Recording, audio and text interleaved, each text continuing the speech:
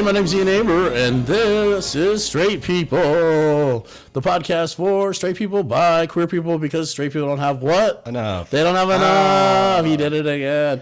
Ladies and gentlemen, please welcome. You might be my first, two-part episode. Ooh. Yeah, it's like we're jumping the shark. It was all worth it. Jayce Michael Hill, part 2, guys. Yeah. The Ballad of MustardBoi. Are we just That's the title. Is it? That has to be. I already thought that one out. Oh, you did? I did. Did you write before this? That's it. I just came up with what I would call the second episode. I don't know what we'll call the first one. It'll be based on what we talked about, but the second one will be Jayce Michael Hill and the Ballad. Ampersand, the Battle of MustardBoi. Yeah, absolutely. Well, maybe colon. Maybe colon. Colon. It is a gay podcast, so probably colon. Let's do colon. Yeah, let's do colon. Okay, so we just did our first part where we just did the straight people episode, but you and I met recently and talked about the fact that what year was it that you did it? Early 2019. So in 2019, there was this is such a Atlanta comedy straight people. So if anyone's listening anywhere else, I'm sorry. But if you're a comedy fan, you want to know about comedy beefs and how they get resolved, this is going to be amazing. So in 2019, there was a post made to the Reddit stand-up comedy subgroup about Atlanta comedy. Right? Is that yeah? I think I titled it "The Open Letter to Atlanta Comedy," which is really. Ugh. Now I'm gonna let you tell. I'm gonna let you talk, and I'm gonna try not to interrupt you. But tell me, ask as many questions as you want. Well, no, but I want you to get out, you know what I'm saying? Because we'll degenerate it into a sidebar in 2 seconds if I ask questions. Oh, okay. But so tell me, what was your? So you did a big post to an Open Atlanta, and it wasn't like a "Hey, thanks for everything, you guys are awesome" letter. Not at all. No. Oh, I haven't read it in a minute. Okay. I mean, I almost barely remember what was in it. What was funny because I should have read it again before I came here. I almost asked you to do that, but I feel it's let's not go through point for point. That would be fun. Yeah. But no, because I think it was fun because we did meet recently to talk about what this plan was going to be for the podcast. Yeah. I think this is a good idea to just do an episode. On this, absolutely. Kind of but yeah, I mean, what's funny? It's the regret I have with it is that I did not know it was going to be such a thing. Yeah. For a little bit, it was a problem because I didn't know. But first, say what it was. What did you post? Oh, I posted and why. You know what I'm saying? A little bit of both. So I posted. Yeah, it was the letter. It was I think you said it was 5 paragraphs. It was a lengthy. It was really if you read it in the guise of here's somebody that's new. Not having a good time and venting. Yeah. And that's what that was. Yeah. And it's not it's not kind. But yeah, no. I would say it was a little inaccurate too, honestly. Just there were some points in there where I was like, is that? I mean, because some of it was pretty dead on, but Yeah, no, I agree. I think it's funny because when you give it time and you give it time to breathe, you kind of look back and you go all right, I still agree with this. I'll concede this point here. But yeah, that's really all it was. I think I do think it one thing I learned about Atlanta comedy, and this still holds true because there's been a couple letters since that have actually have their author's name on it. Yeah, they will go crazy about the letter and they'll post about it. They'll talk about how much they're against it and stuff. And that was a trip. Yeah, because I was over that in 2 months. I was like, okay, that is what it is. And I kind of had this fun little bit where people wouldn't really know it's me. Yeah, and they would talk to me about the letter, and I'm like, oh yeah, that sounds crazy. I was like, dude, it's whatever. But did you ever wonder whether people were talking to you about the letter because they knew? Because it was pretty widely. I mean, it was confirmed much later. But I swear. So, but also, can you just kind of so what were your main points in the letter? If you can just kind of capture that for anybody who may not have read it. Yeah. But I can't imagine anyone listening to this who hadn't read. Yeah, if you're a MustardBoi fan, just kidding. Right? No, I think my where were you when MustardBoi dropped his when did that open happen? Fun fact: someone read the letter to me the day of. Really? Yeah, they did. Oh my god, and it was so funny. I was just listening there. Oh, do you remember? I don't want to. to. You want to say it? Yeah, oh, damn it. That's okay, you can tell me later. I will. No, don't worry about that. Yeah. No, I think the first and the main point was that it felt as though that you would do all these open mic stuff and that nobody of important would ever see it. Yeah, that there was no direct feed from the mic scene to indie shows or club shows Yeah, and whether that's warranted or not, that always kind of, I can remember at the time I was like, am I upset that I'm not getting stuff? No. because I'm pretty self-aware on where I am and what I need to improve on. Yeah. But it did feel at the time I was like, I don't see a path here. I don't see where to go. Yeah. I don't see who to get in front of. And it was like the first few interactions I had in Atlanta, and I can give you those names too if you want. I'm kidding. But the first 5 were, in retrospect, notoriously cold people. Okay. That were very rude. Okay. And so the first 5 people I meet, hey, how's it going? I'm good old Southern boy from Tallahassee. Yeah. You get met with like, okay. There's a calendar that you can look up all the mics, and you're like, I'm asking you as a person what you recommend. So I got a lot of that, and so there's a little bit of that in the letter. I know, like your impression is pretty good. No, I'm just kidding. Shit. No, just kidding. No, so there's a little bit of that. There's also, like you said, there's some inaccurate stuff in there. I think you said that like I had said I ran the most diverse show or something. That was one of the lines in there that I was like, what the fuck? Okay, that is because we were trying to figure it, like, because it was like, it was more of a, that there was things in there that anybody could have said, right? That's true. And there was a lot of stuff that it was very clear someone who had just moved here. Do you know what I'm saying? It was obvious it was a transplant. It wasn't like somebody who lived in Atlanta. Because if you lived in Atlanta, you probably had seen comedy and knew how good, and you know, it's because that's the biggest thing is like, when you're an open micer, you don't realize that like there's already too many comics. You know what I'm saying? And a lot of them, and not even too many like funny, unfunny. There's like so many comics that like there's more comics than there are spots every night of the week. Well, I think that's what's so funny. It's like, because I was running. But it takes a while for people to just get that, just that one little fact. But if you live here, if you start in this scene, long enough. But even if you start in this scene, if you come from a small scene where there's like, you know, maybe 50 comics and you move to Atlanta, it's got to be like, oh God, you know what I mean? Like, especially what you describe as the path. Like it would be impossible to understand where the path was until you knew everybody. You know what I'm saying? Yeah. No, you're exactly right. Yeah. I mean, I think it's funny because I remember before writing that, the people I would talk to the most were transplants. Yeah. And we would always kind of talk about the same things. Like, it's irritating because you can't do this, or you can't get in front of so-and-so, or you can't do whatever. But I also agree with you because I ran that relapse open mic for like 2 years. I mean, so I know. There's like, one night you'd have like 60 comics. Yeah. And it'd sit through all of them. I mean, it was insane. And there's some people I'd be like, man, that person's really funny. It sucks. Because the only thing I can do is give you like filibusters. Yeah, and exactly. That's such like a lower mid-level show. That's true. But no, at the same time, you're exactly right. Over time, you start to see it and you start to go, okay. Yeah. It's just, it's time and it's just eyeballs. That's all this is. And then doing well. Well, if you're fun, like to me, I mean, people would probably disagree with me, but my belief is that if you're funny and like, it's like Anthony Driver says, kill and be cool. If you're funny and you're not a complete fucking asshole, pretty much somebody, maybe it takes longer for some people than others. Because if you're somebody who's like a wallflower and you're really funny, then that being the wallflower is going to, because it's a social thing too, being a comic.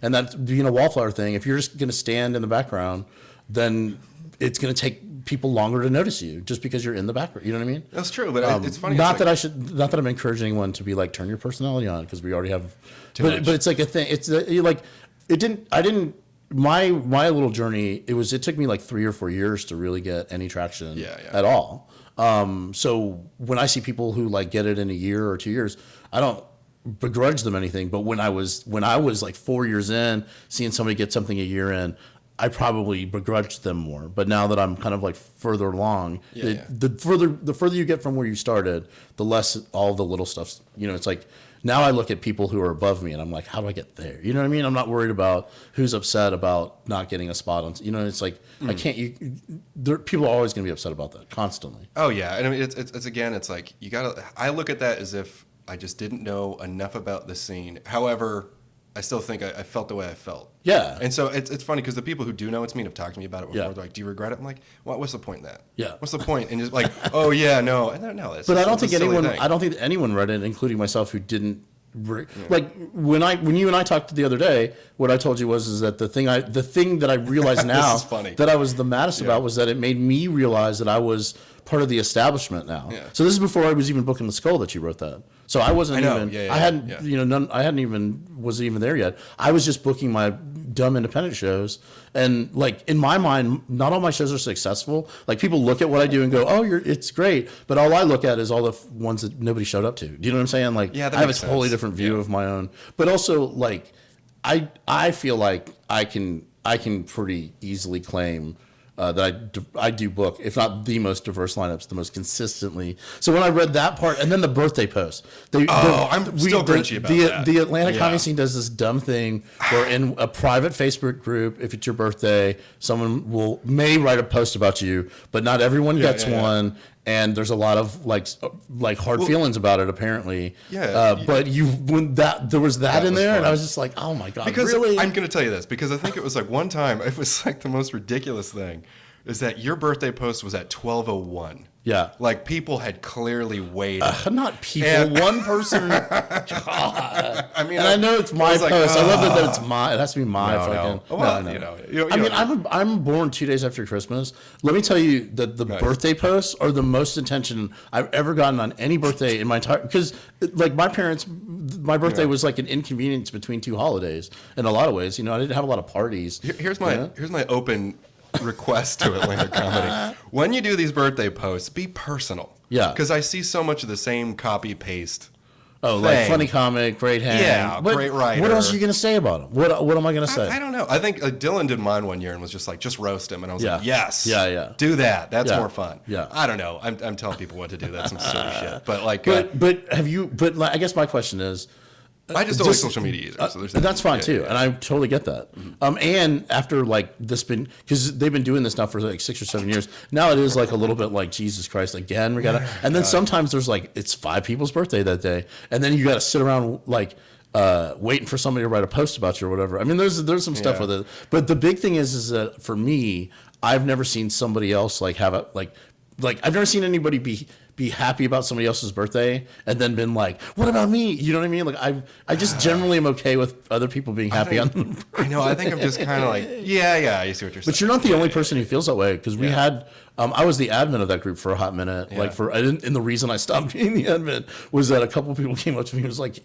can we cancel the birthday post? And I was like, no, just let them do it. Honestly, it's like, I'm just kind of kidding corny. Around with it. It's corny. just super corny. And I love when I talk to people in other scenes, because like they'll go, do you really wish each other a happy birthday every year? Oh my god! And I'm always like, oh yeah, it's awesome, it's amazing. And I'm like, I don't even care, honestly. But it's like one of those things where it's like, if anybody makes fun of it or is like, I can't believe you guys do that, I'm like, oh yeah, that's why we have such a great scene, and you're some sucks, you know what I mean? It's the birthday post, but it's like I said, I'm grinchy about it. No, I just kind of look at it. That's and the I whole just kind of point of roll this conversation. Just so you get it out there. Just be real and honest. Okay, but then I guess. Oh, so anything else like your points?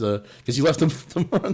That was where like so, and that was like point number 4 or something, right? So I read through like a couple legitimate, like I get it, or and stuff. Yeah, I ran out of steam at some point. and then when I got the birthday post, I was like, okay, this is just some fucking bullshit, And did I tell you? I told you when we talked to her. But okay, so when you posted it, like it came out in waves. So like it was so weird to see that happen, because I mean, honestly, it's still like it's a throwaway account. I mean, what was your hope though? Like when you wrote it, was it just frustration, or did you really have a goal? Just getting it off my chest. Like I just didn't. Yeah, I think I told you this too. I had just come back from a festival, so I was on top of the world, feeling really good. Yeah. And then like the next week and a half, I'm like, nobody fucking knows me here. Yeah. Still, you know what the hell is going on? I was angry about a bunch of stuff. I always say that when you like going to a festival is like going to the land of milk and honey. Dude, it is. And coming home is coming back to the land of piss and vinegar. So it's like I was already kind of annoyed, and then I had like this really great time in which he's like heroes. This is how it should be all the time. We should all be collaborating and having a great time. And no. But you know what's interesting is that you do collaborate and have a good time. Oh, I know. Listen. And have sense, of course. Yeah, but like, you know what I'm saying? It's like if you fixate on all the things you don't have, you don't spend enough time on the things you got. Listen, I know that already. No, I know you do. I know you do now. Because on one end it was like that whole thing was great for me. Yeah. Because if anybody knew it was me and they didn't like me, I was like, then you don't like me. Yeah. Because I'm gonna say this stuff in person too. Like I'm going to be very critical. I was sort of jury's out on you until I read that, and then I didn't like you, so it was a different vibe. Well, and I could tell sometimes. I was like, oh my gosh. I remember one time I was like, hey man, how's it going? And you pulled up your mask. I was like, okay, all righty. I'm like, all right, he's still thinking about the... No. Oh, that's funny. But is that true? That's how I saw it. It might not have been that way. That's amazing. To be real, though. I mean, you that's like the equivalent of like rolling up a window of a car. Yeah. But again, that's how I'm reading into it. And it could be that you were just like. I don't remember. I don't know. June maybe. 2020, we were back at the. No, actually, no. Well, we were on that show together, and you said something to me. Which one? You said you were like, it's filibuster. Yeah, and filibusters. When you asked me, you said, do you have a problem with me? I said no because I was doing the sous vide thing, and you were super dry. Yeah. And I was just like, dude, just anything. Yeah. Like, okay, I get it. And then I forgot what you said. You said looked at me some way, and I go, what's your problem? And I was like, you know what my problem is. And you said it so real, and it might have been real, where like it shook my soul. The rest of the set was fucked. Can I say the F word on this thing? Absolutely. Okay, good. I don't know if you're really. As long as it's not the F word. Oh. The other. Okay, but anyways, I did sort of mean it when you because you like look. But there's only fucking 7 people in this room. You don't have to fucking crowd work me, bitch. You know what I mean? That was my sort of real was. But I also do that too when Payne goes, "Do you have a problem?" I go, "You know what my problem is." Oh yeah. That's my Payne answer to that. No, I liked it though. Honestly, it's one of those things where I think like Colin came up. He's like. Actually, as bad as your set was, that was very entertaining to watch you and Ian just sort of like kind of. Yeah. Well, now Colin has been canceled. All right, cool. Oh. I'm fucking with you. I'm fucking with you. Colin. So the tricky part here, is that I want to talk about who everybody thought it was. Yeah, no, I think that's. And now, there's only 2 options. What do you mean 2 options? Because from what I heard, everyone thought it was either myself or Sam Gordon. Yeah. To the point, and I think that they know who they are. Yeah. Somebody was doing that in the comments section. Yeah. And that really took me off. They kept saying Sam Gordon. I was like, but reported the it. reason I think that people thought that, and I didn't. I didn't believe that it was Sam because it wasn't well written enough. Yeah, I know you said that before. Well, I mean, I'm sorry. But I'm telling you, look at how she writes. Look at how you write. It's not the same. Okay, it's not. I know. And I know that as a person who every time I write anything, I have to send it to like an adult human to read because I write like a fucking child. But anyway, so everyone thought it was Sam Gordon, another local comic, great producer, super funny. But you had of all the things that you complained about, the last item was like how women are in the scene don't get the same fair shakes and da da da. And it wasn't that. It was because what it was is, and I'd heard this from a few women. Yeah, was about the fact that they were like, there are people in the scene that have been accused of some stuff, and people will still flock to those shows regardless. Yeah. The thing is, it's like. I mean, like I don't know what to say. So did you put that in there, like, just because that was a complaint that you'd heard, or did you put that in there as like a red herring? I think I just had talked about it with somebody that will go unnamed. Okay. And then so I did throw it in there, but also I think there was an element of like, this might work. Yeah. To throw people off a little bit. But no, I don't think that there was. So have you ever taught because I mean I'm assuming that Sam got because I've never talked to her about it. Yeah. But have you ever had a conversation with her about? No, I haven't. Yeah. I mean, I think for the most part, I kind of shut it down when people thought it was. That'll be part 3. I'm going to call her. Oh, that would be fun. I may hit her up, but so. But I mean, I know. But I will say that the day that I heard about it, I was at one show and then headed to another show, and when I literally walked in the door of the second show. I beelined over to a person who's in the know. I won't call them a shameless gossip, but they're shameless gossip. And so I went to that person and was like, "Hey, have you seen this? And who do you think it did?" Let's not name any names. No, we're not. But you know who I'm talking about. And then and they're not a shameless gossip. That's an unfair assessment. Just that they're in the know. There's people who know shit, and there's people who don't know shit. Yeah. And I went up to them and was talking to them, and then somebody else stepped in the conversation and said, "Oh, what are you talking about?" It's like this MustardBoi thing, and they go, "Oh, you mean Jayce Michael Hill?" You told me. And I was like, and I think maybe we might have had you on date night once, or you had done like Sweet Baby Jesus once. So you weren't. No, like Sweet Baby Jesus was after. Was it after? Okay. Yeah, was after. Oh wow, really? I know, because I think how Christian of me. It's because I cut my thumb. I think is what it was when I was bartending. Oh, and I felt and bad. Then we were talking, and then well. Then you threw some barb at me. It was funny. It was a good barb. What was the barb? I laughed because I had said something like it was you and David Perdue were talking, and I go like, "Yeah, it sounds like a cool show. What are the elements to get on that show?" Yeah. And you gave me this. You're like, "Well, you got to show up. You got to do this. What you don't do is write an anonymous letter." Oh yeah. I do remember that because David Perdue was like he went because he at that point I think everyone knew he would. Yeah. I remember David Perdue being like, okay, well, that solidified him. Like, all right, this guy knows and he fucking hates me.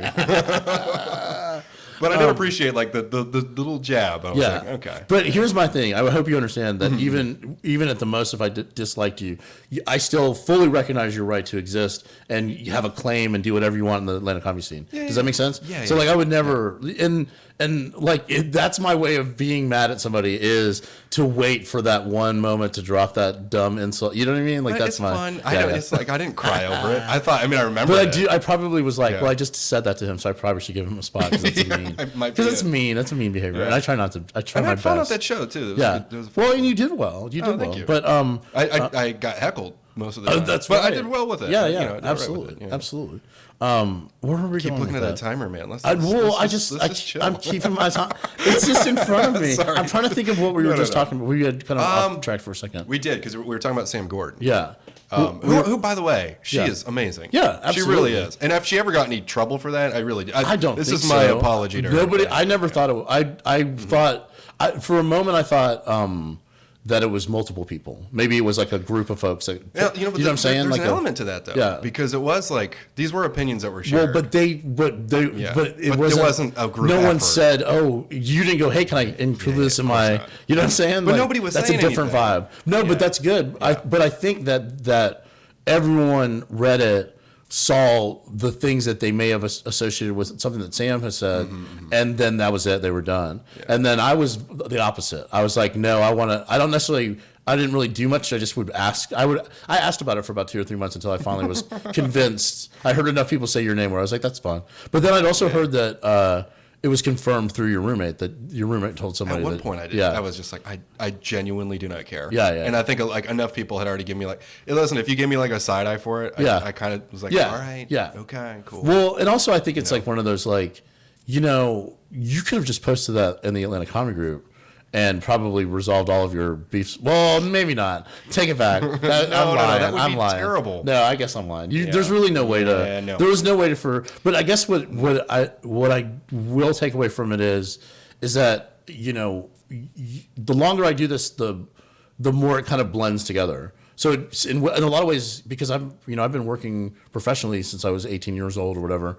and I'm 48, so I've been working for 30 years. 10 years of that I've spent doing stand-up. So like it all blurs. It's not as like when you're young and you've been doing stand-up for 3 years out of college, it's a different span of your life. Like it's much more. Do you know what I'm saying? You have less life that you've lived. No. So it's a very important thing. So and I have to remember that like what is incredibly upsetting and important to somebody else that I may look at and go, what do you none of that matters.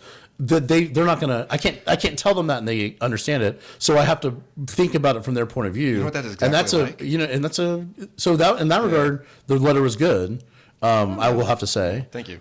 Maybe not. What's that? Oh, maybe not. Well, no. I was going to say, to me, that reminds me of like teenage love. Yeah. Like when your first love, it's like your first like stand-up year. Yeah. Or whatever is like, oh, this is the most important thing in my life. Yeah. And I need this. It's 100%. I love her so much. She's my soulmate. Yeah. Then when you grow older, like 3 years into comedy or 4 years where I'm at, where it's just like, if someone doesn't like me, doesn't like me. So yeah, exactly. It's going to be it's not a big deal. Yeah, absolutely. Rejection is going to be okay. Yeah. And also, the Atlanta scene of comedy, when you're in it, seems like it's everything and the most important thing in the world. Mm-hmm. But it's just part of, like once you realize, oh God, I can go to all these cities or travel or get into festivals or I can get club work or colleges, the scene becomes incredibly unimportant. Does that make sense? Yeah, it's like it does. Yeah, the minute the camaraderie is the part that I think is the most important, that we're all friendly and that we help each other. And so like, to me, like a letter like that is sort of the antithesis. It's the opposite side of that, of when we're in the car together and we're all bitching about whoever.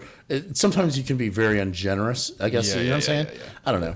But it's a good thing though, because it was like, as upsetting as it was for the time, like for the ripples of it, I guess, you can sort of see some of the changes that have come into play, I guess. Like it's not necessarily quite as, it's a little clearer, I think, how to get booked on things, in my opinion. I think so too. And the thing is like, I will say this, the lesson I took from it is like, when I was running Relapse, that open mic. Yeah.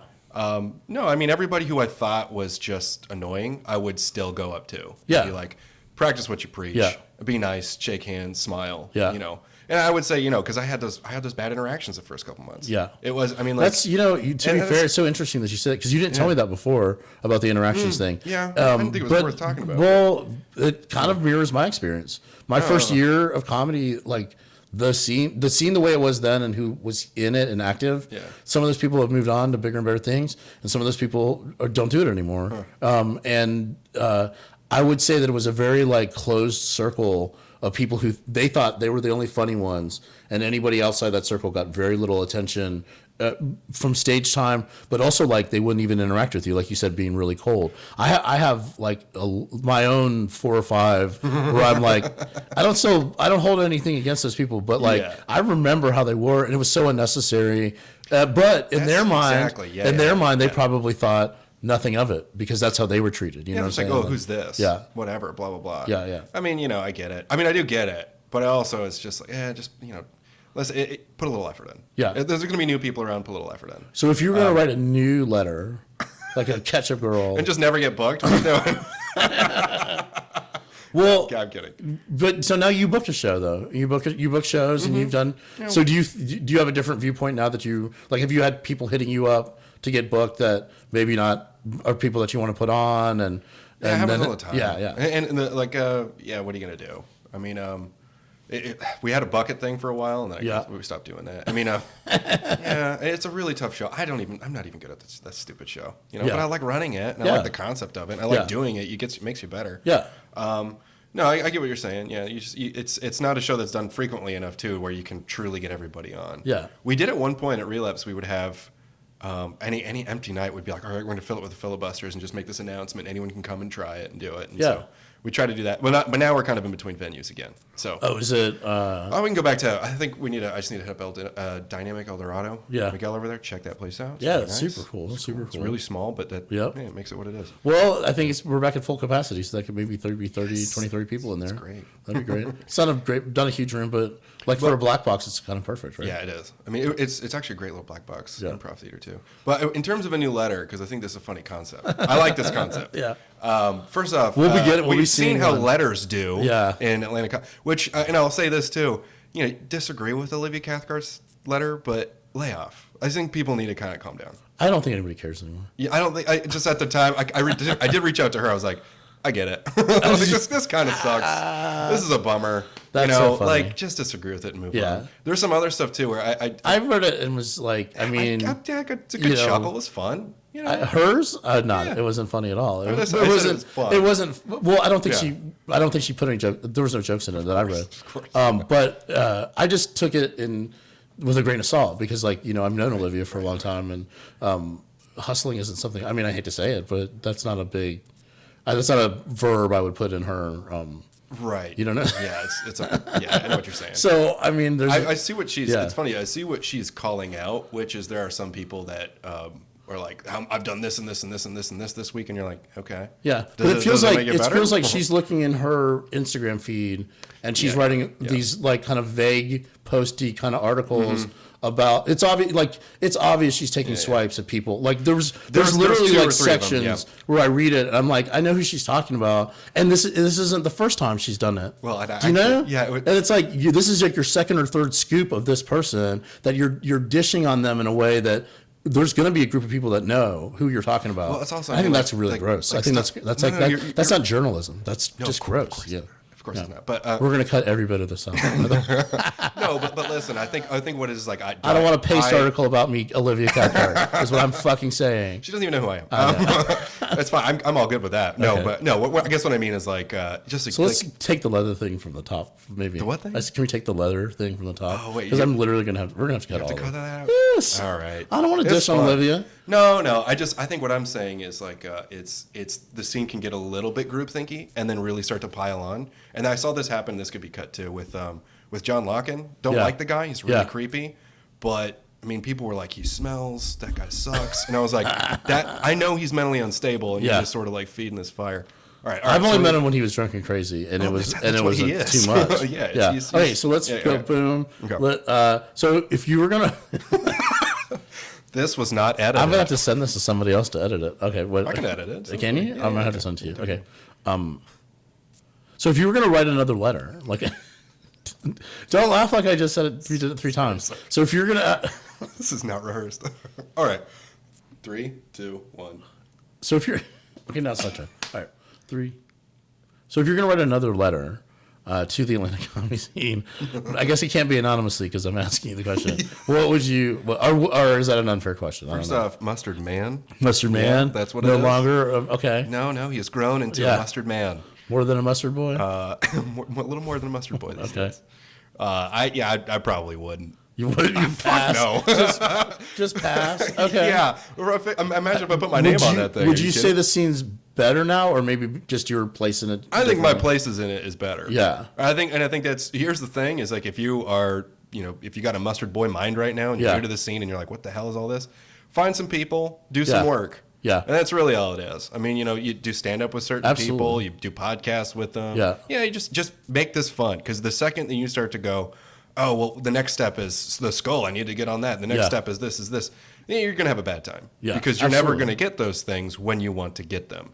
And then that's a very good way to put it. Well, is that it's not you're on a schedule that you don't know about yet. It's called being funny. And it's like, it's one thing for you to think you're funny, but when you get agreement, when your peers and the bookers start to go, oh, you're funny, things change immediately. It's like you're on that. It's like you get no love, no love, no love, no love, no love, no love, then love, and then if you're cool and you continue to be funny, you'll be basically loved the rest of the time. Yeah. Or if you just do good work. We do as a scene to kind of like fixate on people. So like one person is funny in the whole scene sort of deal, which I've seen less of. Like since the pandemic, it really feels like that there's these like a whole new class that's sort of come up and gotten funnier during the pandemic. Oh, it was crazy. And new producers and new, you know what I mean? So it's like, that's what really... Shout out to Ty. Ty Colgate and Liam. Yeah, absolutely, both of them. It was funny because I went to that 5th Place show a long time ago, and it was at... Have you done that one? At Buckhead? I didn't do it in Buckhead. I was like on the first one where it was like a half open mic, and to see what it is now, it's impressive. But yeah, he did a lot during the pandemic. I hung out with those guys a lot. It was fun because we would do...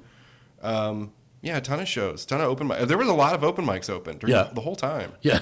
I mean, like, listen. I didn't go to any of that shit. I didn't. I just didn't. I got it in May, so I was just like, whatever. I do feel like if I had gotten it, I probably would have been different about it. In some way, that was good. Okay, so last question, I guess. Well, I don't know. Maybe last question.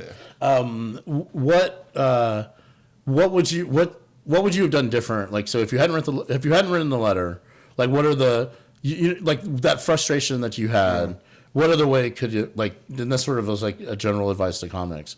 Like, what's the best outlet? Is it to start a show? Because I always tell people to start a show, and then I've even been called on, well, that's a cliche thing to say to people, and da. But I've said that the reason I suggest that people start shows is because you'll learn what it's like to be asked all the time to be on a show, and then maybe you'll learn how to ask people in a like the worst thing a new comic can do is go to a show that has multiple bookers on it and then spend the evening like going from one booker to the next, going, hey, you're so great, I'd love to do your show. Because then at the end of the night, if we're bookers, we might go, oh yeah, so and so came up and oh yeah, they asked me to. Oh yeah, and when you realize that person has just come to then like glad hand and kind of like network and whatever. Yeah.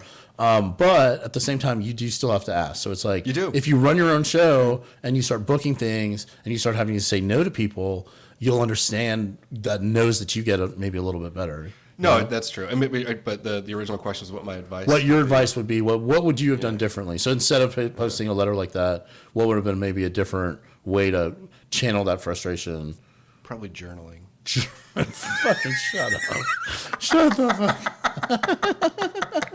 Okay, journaling. No, I mean mustarding. Mustarding, yeah. Is that what it's called? Mustarding. What is in that besides mustard? Oh, there's some honey. Honey. There's some apple cider vinegar. Okay. Yeah, it's good. I hope. You hope. Yeah. Have you never made mustard before? I made tons of mustard. Okay. Yeah. All right. No, but I think in all reality, if I were to go back in time, I probably still wouldn't change it. You wouldn't? I wouldn't, because I think it's just like that's.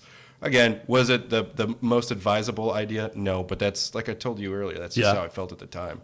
And I thought that was going to be a good place to do it, where I'm not doing it on Facebook where people know me, or if I'm doing it on the Atlanta Comedy page, that would be insane. Right. But yeah, I mean, I guess I'm saying that in a way of just saying like I not the kind of person that's going to go, oh, I regret something. It's like, I'm going to live with the consequences. Oh, look at for you. sure. No, jeez, okay. Because it's like, yeah, that's I did a very adult way to look at it. No, yeah. There are some serious consequences having one of the main bookers hate you for a minute. I'm just kidding. not I'm just kidding. a main booker. No, you were the established booker at the time, right. if I recall. I guess the booker of record. But you know what? That's you're like, had we had this conversation when it came out, I probably would have been like, I get it, and cool, whatever. You know what I'm saying? So it's like, I'm actually glad that we talked about it. No, it's kind of a fun. And I can't wait to have you on Urban Tree on May 22nd. So, Plug it. Absolutely. It's going to be fun. It's going to be a good time. Anything else you'd like to say to whoever the fuck would listen? I don't even know who's going to listen to this. Yeah, I don't know either. I think everyone's going to act like, oh, who cares about that? And then they're going to listen. Yeah. Yeah, we have to cut out all that. There's a part we have to cut. Okay. Yeah. But all right. I'll edit for you. So tell me where they can find you, just in case they didn't listen to the first one. Yeah. Good Lord. No. Yeah. Just look up Getting Pretentious. You can follow me on Instagram. It's boring as hell. What's your Instagram? It's just like a lot of like, I'm outside. At Jayce Michael Hill. Okay. At Jayce Michael Hill. Okay. They're asking me for the content. I'm like, geez. No, what's your brand, bro? All right, this has been the most, I can't even believe I'm using this euphemism, inside baseball episode of Straight People ever, just in depth into the Atlanta comedy scene, and talking about anonymous call-out letters, which I didn't even know was like a thing. That was like the first time I've ever been like a part of a call-out letter. I was like, I love it. Open letter, bitch. Here's an open letter to open letters, bitch. But this has been Jayce Michael Hill. Thank you. I've been Ian Aber. This is Straight People.